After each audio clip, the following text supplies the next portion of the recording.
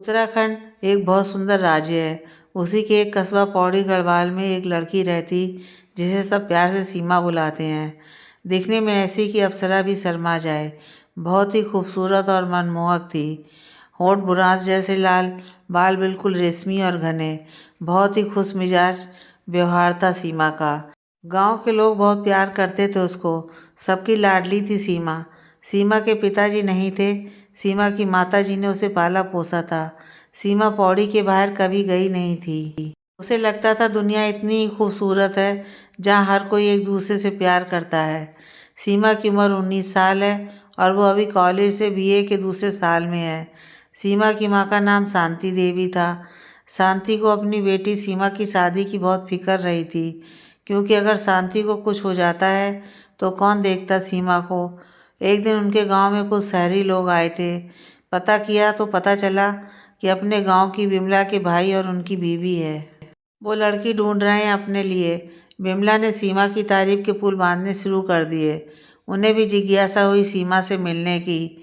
जब वो सीमा से मिले तो देखते ही रह गए। उन्होंने रिश्ते के लिए हाँ कर दी।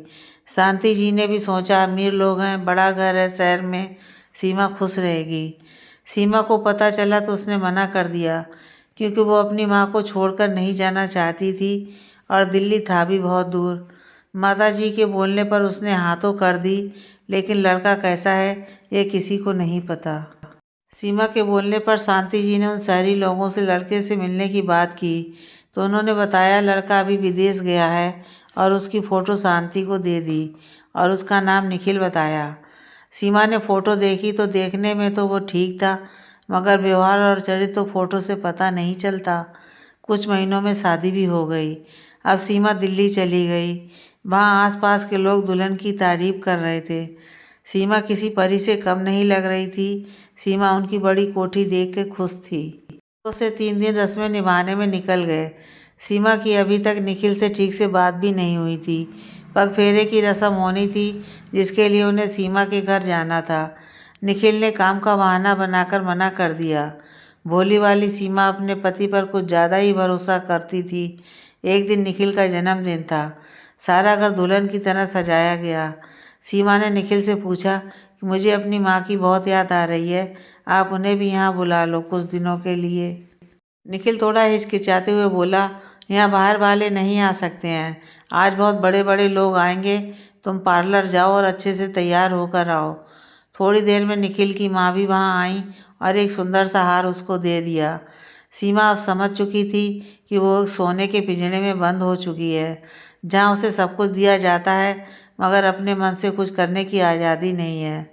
वो अपने पति की दावत में सबसे मिल रही थी, बाहर से मुस्कुरा रही थी मगर अंदर से दुखी थी। रात को वो अपने कमरे में थी, तभी उसको शराब की बदबू आई। वो जैसे मुड़ी, उसके पीछे उसका पति निखिल खड़ा था। सीमा ने निखिल से पूछा, तुम शराब पीते हो? शादी के पहले तो नहीं बताया। निखिल बोला, बड़े घर में सब पीते हैं, मगर तुम्हारी कहाँ थी बड़े लोगों के साथ रिश्तेदारी। अब वो सीमा के करीब आ रहा था। शराब की बदबू से सीमा को दिक्कत हो रही थी। उसने निखिल को पीछे धक्का दिया। निखिल बिस्तर पर जा गिरे और वहीं सो गए। सीमा बहुत रो रही थी। अगली सुबह सीमा ने निखिल से बोला कि मुझे पौड़ी जाना है अपनी माँ के पास। निखिल बोला, मम्मी से पूछ लो, और चला गया। सीमा ने रोते हुए अपनी सास से पूछा। सास थोड़ा सोच के बोली, हाँ चले जाना जब निखिल आए। अगले दिन दोनों उत्तराखंड की तरफ चले गए, लेकिन उनकी गाड़ी रास्ते में ख़राब हो गई थी, तो वो दोनों देहरादून में ही रुक गए। वहाँ उन्होंने होटल में कमरा देखा और वहीं रुक गए। निखिल ने अपनी मम्मी को कॉल किया और सारी बात बताई। सीमा को ऐसा लग रहा था जैसे वह सोने के पिंजरे से आज़ाद हो गई हो। उसे अपनी माँ की याद तो आ रही थी, साथ में वो उन पहाड़ों और हिमालय सबको याद कर रही थी। थोड़ी देर में निखिल खाना ले आया, मगर वो कुछ परेशान था। शायद निखिल को ज़बरदस्ती भेजा गया है सीमा के साथ। अगले दिन दोनों पौड़ी के लिए निकल पड़े, जहाँ 3 धारा में दोनों ने खाना खाया। 3 धारा एक जगह है जो देवप्रयाग से नज़दीक है। कुछ वक्त में दोनों पौड़ी की हसीन वादियों में पहुंच गए। सीमा की खुशी का ठिकाना ना था। भाई निखिल भी आश्चर्यचकित था। उसने इतनी हसीन जगह पहले कभी नहीं देखी थी। घर पहुँचे तो सीमा की माँ ने उनका स्वागत किया। शायद वहाँ की ठंड निखिल को रास न आई। रात को निखिल की तबीयत खराब हो गई। सीमा ने निखिल की बहुत सेवा की।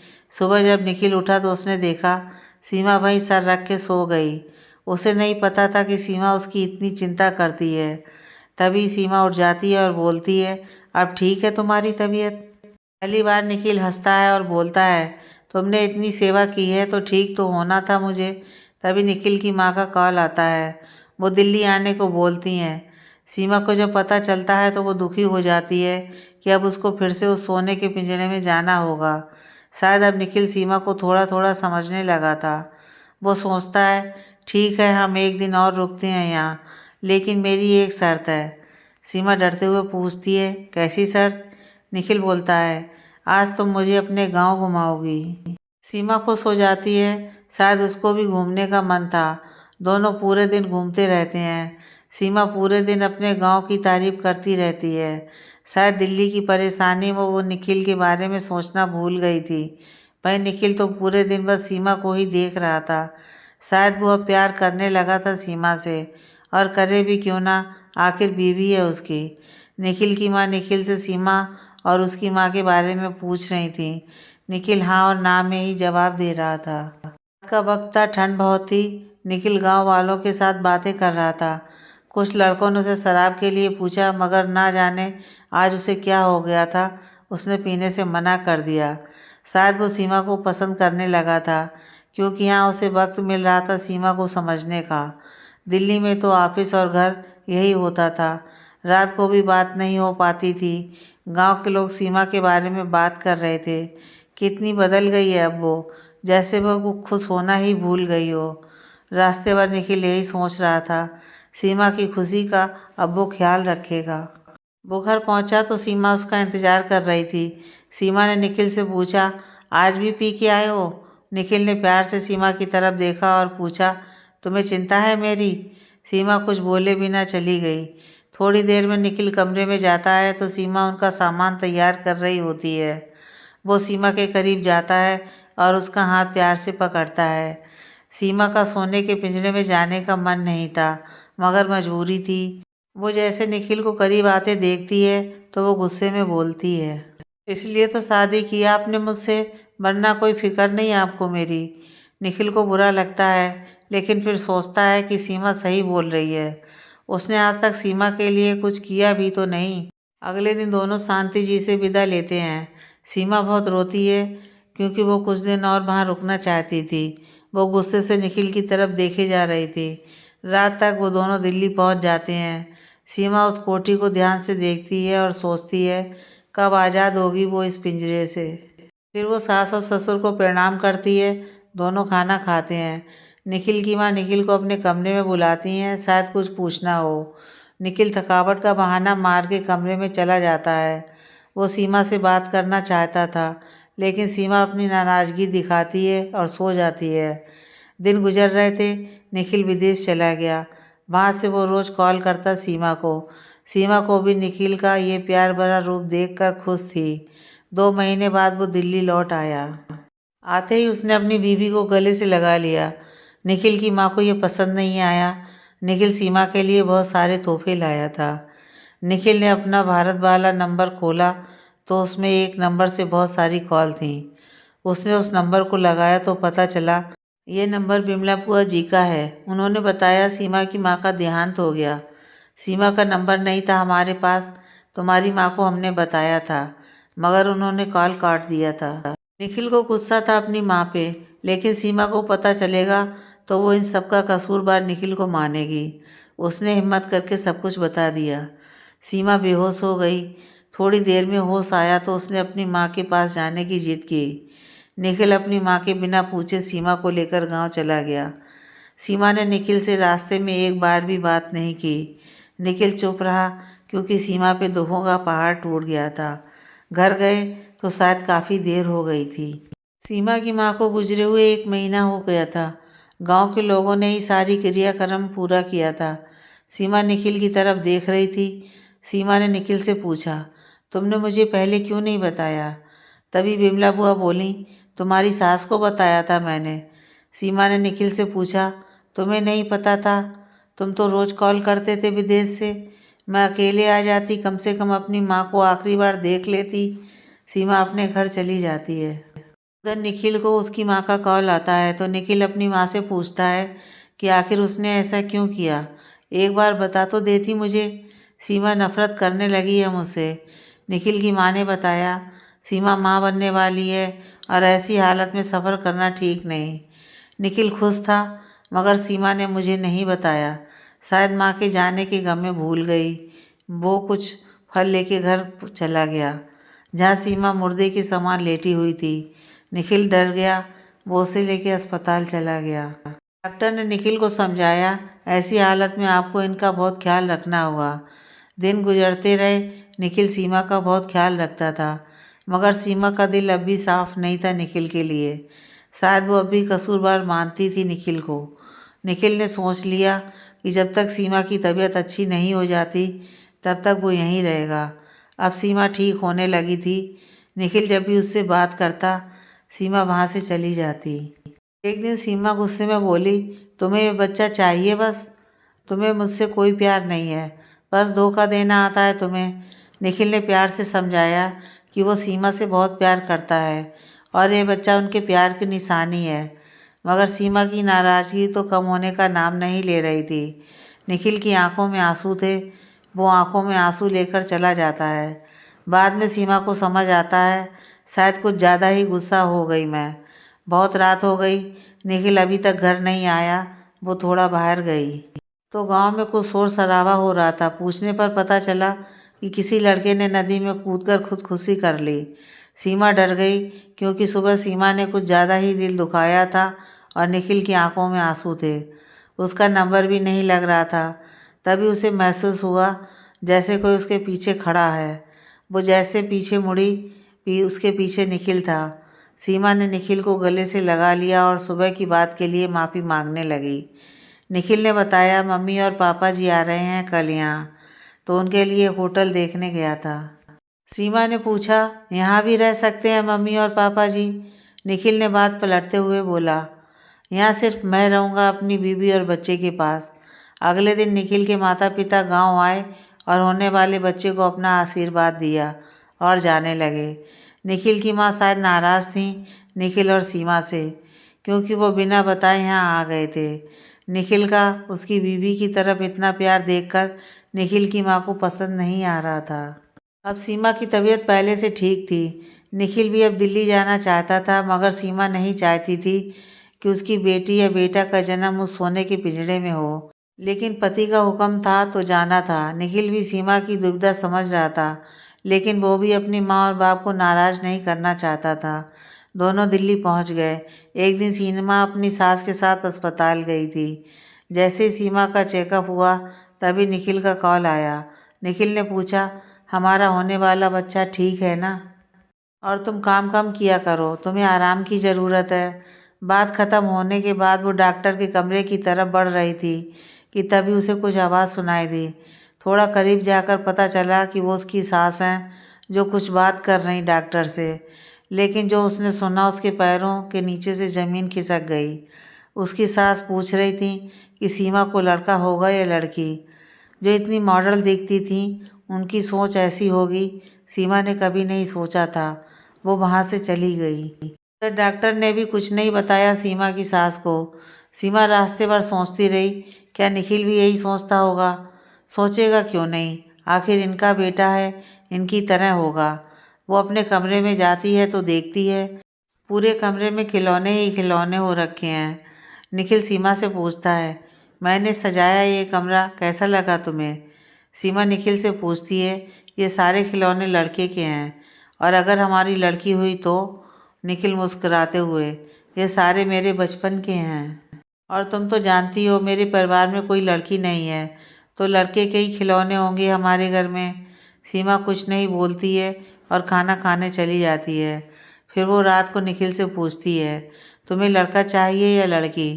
निखिल थोड़ा सोचता है, फिर बोलता है, सीमा मुझे तुमसे ऐसी उम्मीद नहीं थी, तुम ऐसा सोचती हो। यह हमारी पहली खुशी है और तुम लड़का और लड़की में लगी हो। सीमा अपना बचाव करते हुए बोलती है। नहीं, मुझे भी इन सब चीज़ों में कोई मतलब नहीं, मगर मम्मी जी। और वो सारी बात निखिल को बताती है।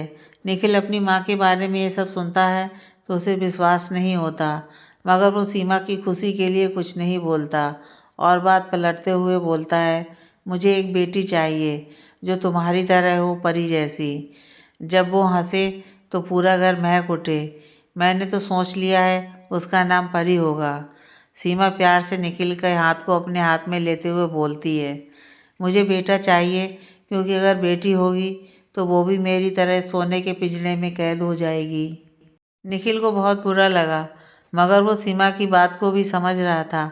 अगले दिन वो ऑफिस जाते वक्त अपनी माँ के पास गया और बोला, माँ, मैं चाहता हूँ सीमा को आप किसी भी काम करने से उसे ना रोकें, उसे उसकी ज़िंदगी जीने दें।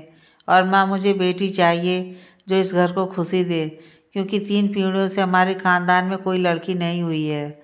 उसकी माँ भी बोली, बेटा मुझे भी बेटी चाहिए।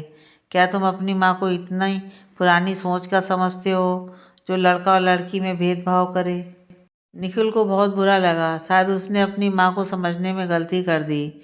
जिस माँ ने उसकी हर बात मानी, आज उस माँ के प्रति उसका व्यवहार क्यों बदल रहा है?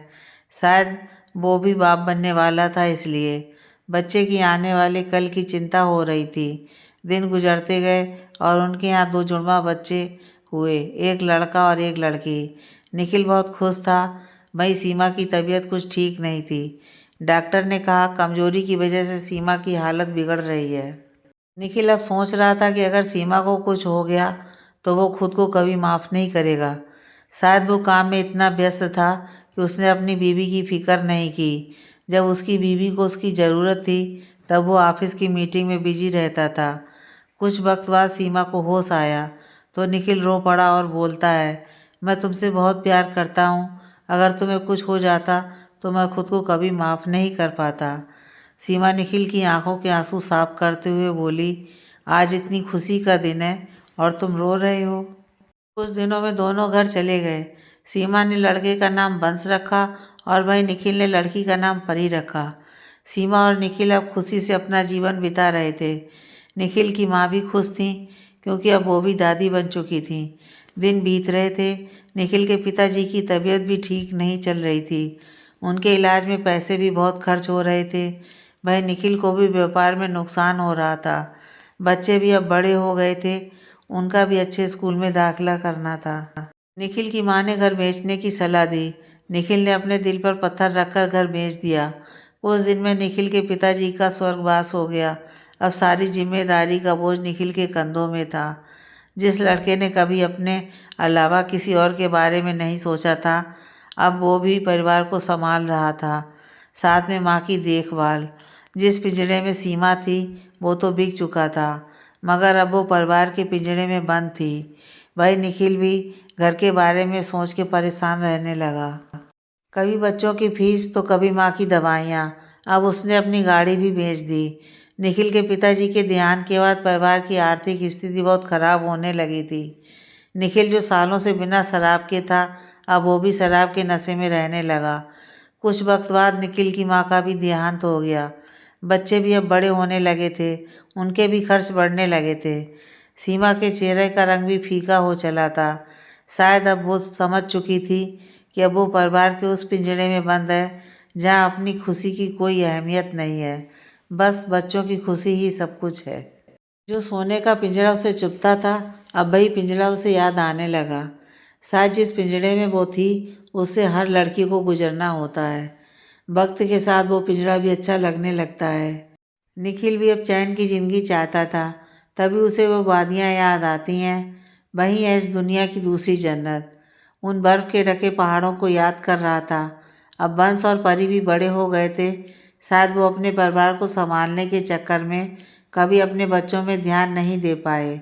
उनके बच्चे नए ज़माने के थे, वो बस घूमना फिरना करते थे। कुछ साल बाद परी की शादी भी हो गई, एक अच्छे ख़ानदान में। ये शादी परी की पसंद की थी तो घर वाले भी मान गए। बंस भी निखिल जैसा हो गया था, रात को देर से नशे की हालत में घर आना। निखिल और सीमा भी अब बूढ़े हो चले थे, वो भी अपनी बाकी की ज़िंदगी आराम से गुजारना चाहते थे। तो उन्होंने फैसला किया कि वो बंस की शादी करके पहाड़ों में चले जाएंगे और बाकी की ज़िंदगी वहीं गुजार लेंगे। निखिल और सीमा ने बंस को बहुत समझाया कि वो नशा करना छोड़ दे, मगर वो नहीं समझा। बंस को देखकर उसे कोई अपनी बेटी क्यों देता। थक हार के वो दोनों बंस को साथ लेकर उत्तराखंड की पहाड़ी इलाके में चले गए। सीमा और निखिल परेशान थे। अगर उन्हें कल कुछ हो जाता है तो बंस का क्या होगा, कौन ख्याल रखेगा उसका और किसके सहारे ज़िंदगी गुजारेगा वो। निखिल और सीमा पहाड़ों में रहने लगे, जहाँ सीमा ने अपना बचपन गुजारा था। बंस भी इधर उधर आवारागर्दी करता फिर रहा था, तो निखिल ने दूध का व्यापार करने का फैसला किया। इसी बहाने बंस का काम में मन लगने लगेगा। और ऐसा ही हुआ। बंस अब सुधरने लगा था। अब उसकी घर की आर्थिक स्थिति भी सुधरने लगी थी। अब सीमा भी बंस के लिए रिश्ता ढूंढ रही थी। तभी उसको पता लगा कि उसके पहचान के परिवार में कोई लड़का ढूंढ रहा है, तो उसने उनसे बात करने की सोची। बंस अपनी माँ की तरह सुंदर था और बाप की तरह हष्ट-पुष्ट था, तो कोई लड़की मना क्यों करती। और अब वो कमाने भी लगा था। एक दिन बंस दूध बेचकर घर जा रहा था, तभी उसकी गाड़ी का टायर पंचर हो गया। वो टायर बदल रहा था, तभी उसको एक गाना गाते हुए एक लड़की की आवाज़ सुनाई दी। आवाज़ बहुत सुंदर थी। वो उस आवाज़ की तरफ गया तो उसने पेड़ के पीछे एक लड़की को देखा। वो जैसे करीब गया, बंस को आते देख लड़की वहाँ से भाग गई। बंस उसकी आवाज़ में मोहित हो गया था। वो मिलना चाहता था, लेकिन कैसे मिले। उसने तो उसको ठीक से देखा भी नहीं। तभी उसको वहाँ पे एक पायल दिखाई दी। उसने उसको उठा लिया।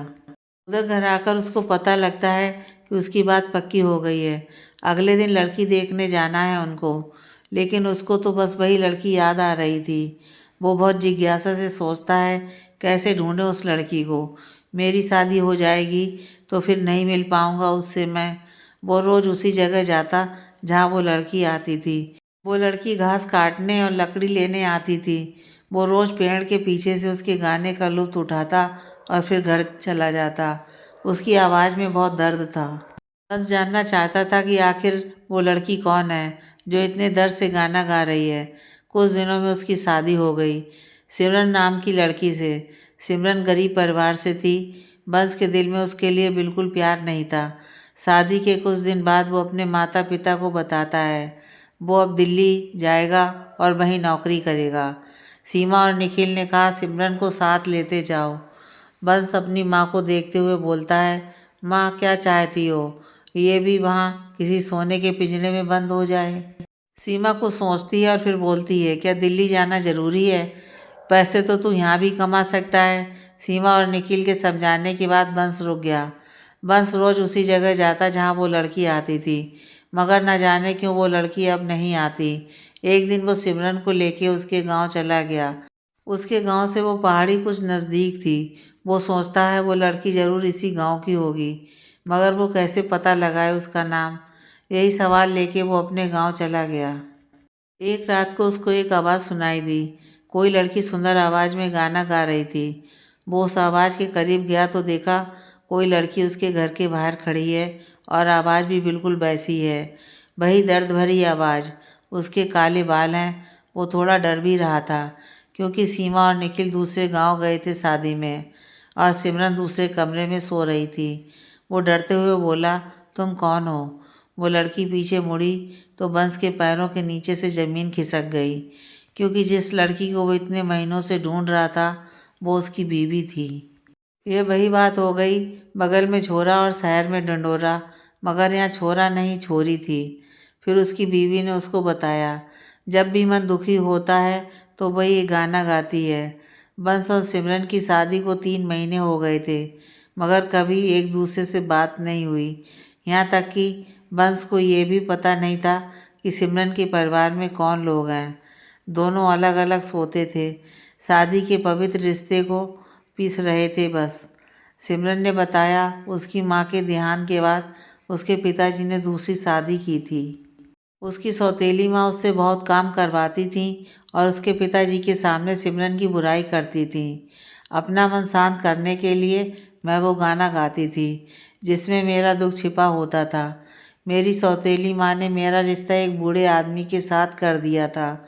वो तो आपकी माँ सही वक्त में आ गई और शादी रोक दी, वरना अनर्थ हो जाता। बंस खुश था, जिसे वो ढूंढ रहा था वो उसकी बीवी है, मगर वो अपने व्यवहार के लिए शर्मिंदा था। अब बंस और सिमरन खुशी से अपना जीवन जीने लगे। भाई अब सीमा और निखिल भी खुश थे कि अब उनका लड़का बंस सही दिशा में आने लगा है।